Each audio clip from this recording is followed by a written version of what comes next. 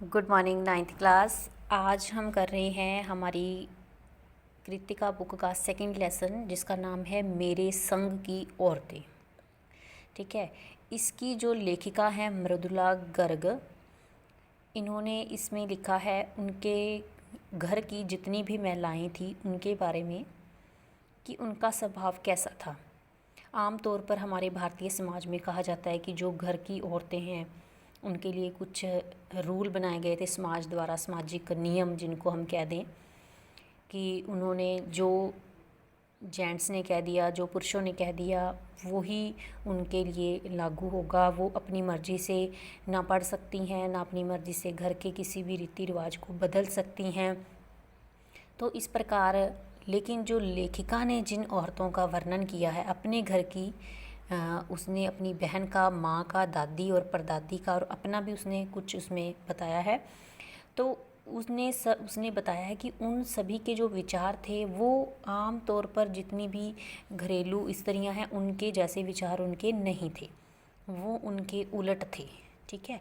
तो उसने इसी को बताने की, पेश करने की कोशिश की है कि अगर हम अपने जीवन को अपने ढंग से जीना चाहते हैं तो हम नियमों को कुछ बदल कर और उसमें कुछ चेंज करके भी उसको अच्छे ढंग से जी सकते हैं अपने जीवन को, बजाय इसके कि हम घुट घुट कर जीते रहें और अपनी ज़िंदगी को केवल बोझ समझते रहें। ऐसा नहीं होता। ठीक है। तो हम इसकी थोड़ी समरी जो है वो आज पढ़ेंगे। आपने फुल लेसन एक बार रीड कर लेना है बुक में से। इस पाठ में लेखिका ने अपने संपर्क में आई घर की औरतों के बारे में बताया है। ये औरतें उसकी बहनें, माँ, परदादी आदि हैं। उनके स्वभाव एवं व्यक्तित्व पर सरल भाषा में प्रकाश डाला है। लेखिका की एक नानी थी जिसे उसने कभी देखा तो नहीं था, क्योंकि वो उससे पहले ही मर चुकी होंगी इसलिए, पर उनके बारे में सुना बहुत कुछ था। वह अपनी नानी से कहानी नहीं सुन पाई थी, जैसे कि आमतौर पर बच्चे नानी से कहानी सुनते हैं। तो लेखिका को पता चला था कि उसकी नानी पारंपरिक अनपढ़ और पर्दा करने वाली स्त्री थी। उसके पति, जो लेखिका के नाना जी थे, वो शादी के बाद बैरिस्ट्री करने विलायत चले गए थे और कैम्ब्रिज विश्वविद्यालय से डिग्री लेकर लौटे थे। वे विलायती तौर तरीक़ों से ज़िंदगी बसर करने लगे थे, पर नानी पर इसका कोई असर नहीं पड़ा कि उसके पति इतने पढ़े लिखे हैं और फ़ॉरेन से आए हैं। पर वह जब कम उम्र में ही नानी ने स्वयं को मौत के निकट पाया, तब उन्होंने अपनी 15 वर्षीय पुत्री, जो लेखिका की माँ थी, उनकी शादी का जिम्मा नाना के एक मित्र, स्वतंत्रता सेनानी प्यारे लाल शर्मा को दे दिया, जो फ्रीडम फाइटर थे। ठीक है। और नानी अपनी बेटी की शादी किसी साहब से न करवाकर आज़ादी के सिपाही से करवाना चाहती थी। इससे उनकी आज़ादी के प्रति लगन का पता चलता है। लेखिका को लगा कि नानी अपने निजी जीवन में काफ़ी आज़ाद ख्याल रही होंगी। वे अपनी ज़िंदगी अपने ढंग से जीती रही। ये उसने नानी के बारे में बताया। फिर उसने अपनी माँ के बारे में, कि लेखिका की माँ की शादी ऐसे पढ़े लिखे होनहार युवक के साथ हुई जिसे आज़ादी के आंदोलन में भाग लेने के अपराध में IAS की परीक्षा में बैठने से रोक दिया गया था। गांधी जी के सिद्धांतों के चक्कर में माँ को खादी की भारी साड़ी पहननी पड़ती थी। दुबली पतली माँ के लिए इसे पहनना बड़ा भारी काम था। वैसे ससुर का साहबी दबदबा था, पर पिता खाली जेब थी।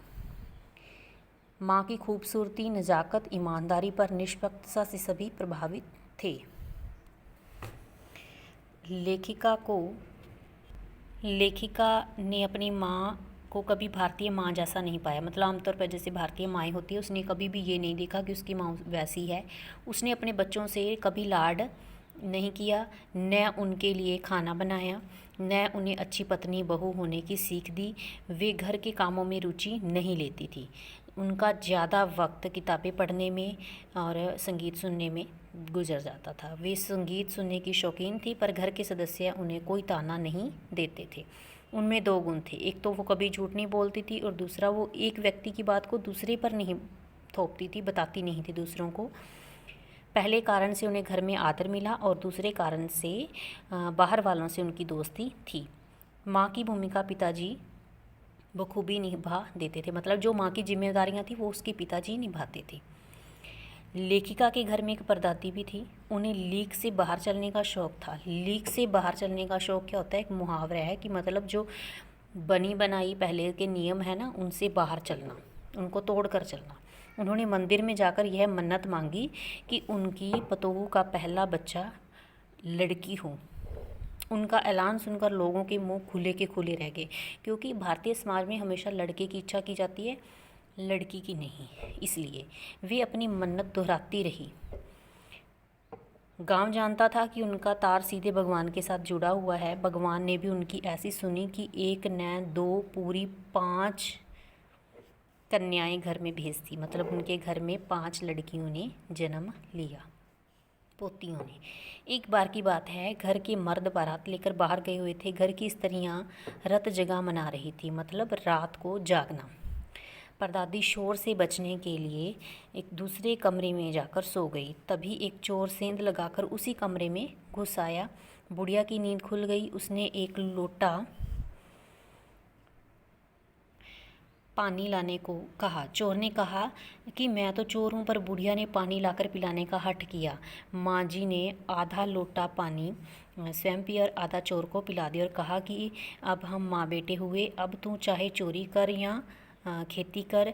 चोर बेचारा चोरी छोड़कर खेती करने लगा। ठीक है, तो इस प्रकार उसने एक व्यक्ति को, मतलब बहुत अच्छे विचारों वाली थी ना वो, इसीलिए उसने एक व्यक्ति को साथ में चोरी करने के लिए भी कह दिया और साथ में खेती करने के लिए भी बोल दिया और साथ में उसको बेटा बना लिया। तो उस व्यक्ति ने उसकी अच्छाई को देखते हुए चोरी छोड़ दी। 15 अगस्त 1947 को जब देश आज़ाद हुआ, तब आज़ादी के जश्न में लेखिका इसलिए शामिल न हो सकी क्योंकि तब उसे टाइफाइड हुआ था। लेखिका और उसकी चारों बहनें कभी किसी हीन भावना का शिकार नहीं हुई। लेखिका की बड़ी बहन के घर का नाम रानी था, पर बाहर का नाम मंजुल भक्त था।